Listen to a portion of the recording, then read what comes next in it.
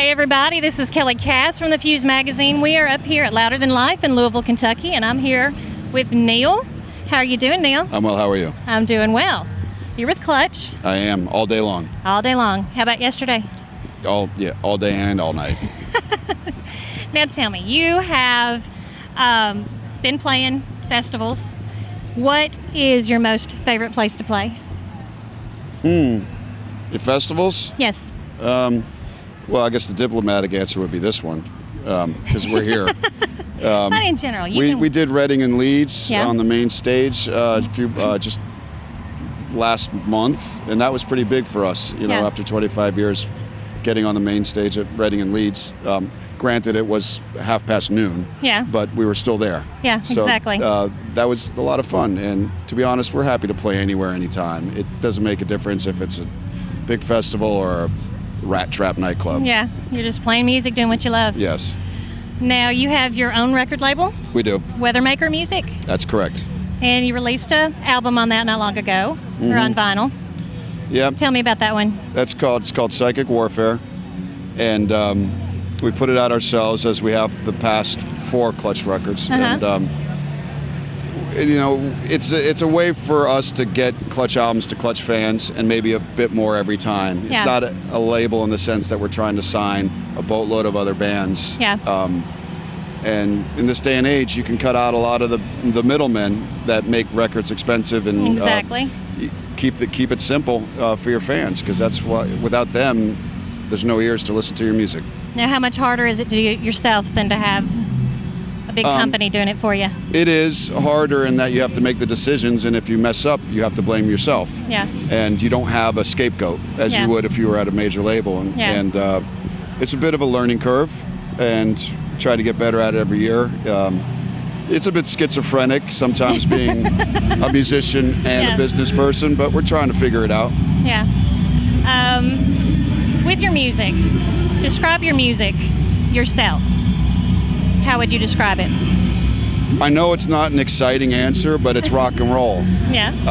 I think when you try to put a bunch of adjectives on it and saying it's post this or this, it's all a bunch of horse hockey. Yeah. It's rock and roll, and it's really quite simple. Now, out of all your songs, what is the one song that means the most to you? That's kind of like picking your favorite child. You can do it. Yeah. See, I've done it. No, I'm kidding. I haven't, boys. I can't pick any one favorite, but I will say that. Oh boy. I'm thinking about the set list we're about to play in a couple hours.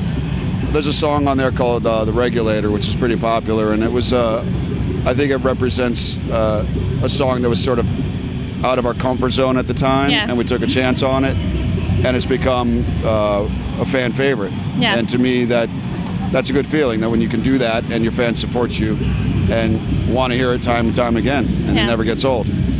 Now, is there any one single thing that a fan has done for you that has meant something very special? Oh, sure. I mean, it's honestly, it's just the best is the simple statement saying, "Hey, your music got me through a hard time in life." I mean, to hear that, that's the best reward. Yeah. And sure, yeah, that's entertainment. You do go to nightclubs, people drink beer and dance, Yeah. and that's great. But when you find your music was able to actually help somebody in a way, Yeah. that's better than any festival or gold record or platinum, Yeah. or whatever your heart desires. That's by far light years better. Now, what has music done for you personally? It's been an education, and I'm still a student trying to figure it out. 25 years in, we've been able to see the world and Yeah. meet people on a very real level, not on the tourist circuit. And I think I'm very spoiled in that way. I've seen so many cool places, that some people only get to dream about. Exactly. And I try not to take that for granted. Yeah.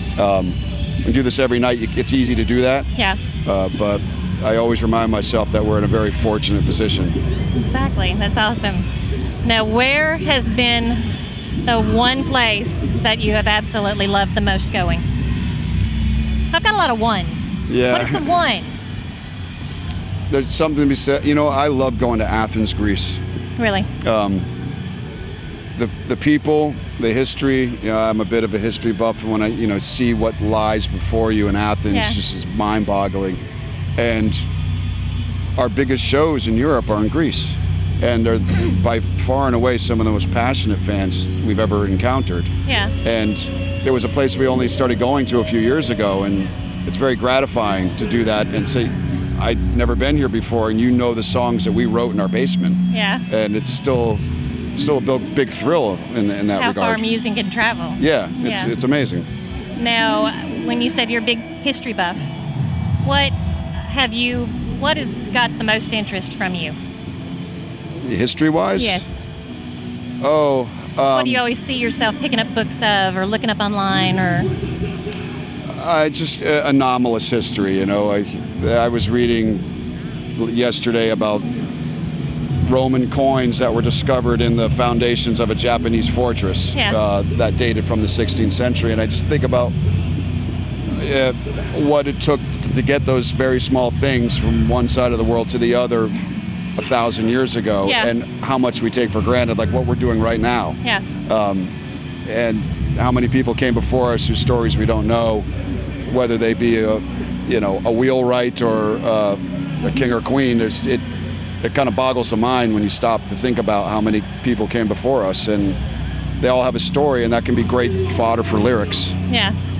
Now, have you ever caught yourself going treasure hunting? Well, we used to live in West Virginia on a very old property, and I had a metal detector there, so I guess yes. And found all the things you would expect to find, like old Coke cans and whatnot. Yeah, nice. So nothing of quite a value. Any Civil War history? The house we lived in was used as a field headquarters by Stonewall Jackson at one point. That's awesome. And it was a scary, scary house, but the rent was cheap, and there were no neighbors, and we were a rock band, so it worked out well. Why was it scary? It was very dilapidated. It was infested with black snakes and snakes. Yeah, and no shortage of paranormal activity. Awesome.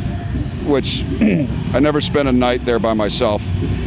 But the history of this, I think that was one of the things that got me into history, was thinking about if these walls could talk. Because the house was built in 1780, I think, and the United States has only been, 4 years old at the time. Exactly. And what it took to do that, and now it was just a rock band lives there drinking beers and shooting BB guns out at the woods. Such is life. The world keeps turning. Exactly. Well, that is very interesting. I love history. Yeah, I do too. I love just sitting pondering over, like you said, just how did they do things back then, and what things were so grand to them back then. Now we just brush it off. Like and what have we forgotten too? I think we don't give them enough credit. They're probably smarter in a lot of ways that we don't even consider. That. Exactly. All right, well, I'll let you go in because I know y'all are running here and there and everywhere. Yeah, we got to do a show apparently at some point today. So you got to go play. Yes. Yeah, that's why you're here. Yes. All right. Well, thank you so much. Sure, my pleasure. Thank you. This is Kelly Cass from the Fuze magazine with Neil from Clutch.